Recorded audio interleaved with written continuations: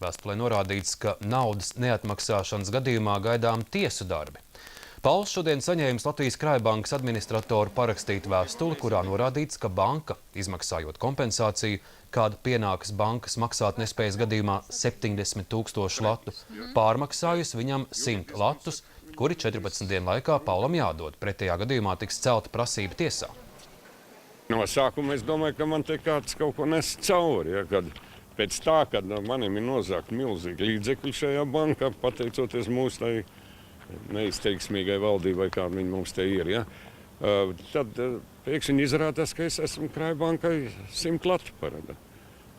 Tad vēstulē vēl rakstīts, ja es to neatdošu, tad man turlīt tas tiesa vai cietumā pazīs.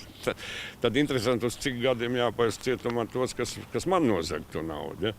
Pa ko te ir nopirkts, samaksāts ir Air Baltica, šitie nelaimīgie radari, tie arī no Krājbankas nauda, mūsu nauda. Tātad tur ir aizgājusi. Ja? Bet var jau pasmieties, bet ir jau kaut kāda robeža. Atgādināšu, ka komponistam Latvijas Krājbankā palika vairāk nekā 700 000 latu, viss viņa mūža ietaupījums. Cerība šo naudu atgūt gandrīz līdzinās nullei. 15 darba grupas, socioloģiskās aptaujas, pieredzes apmaiņas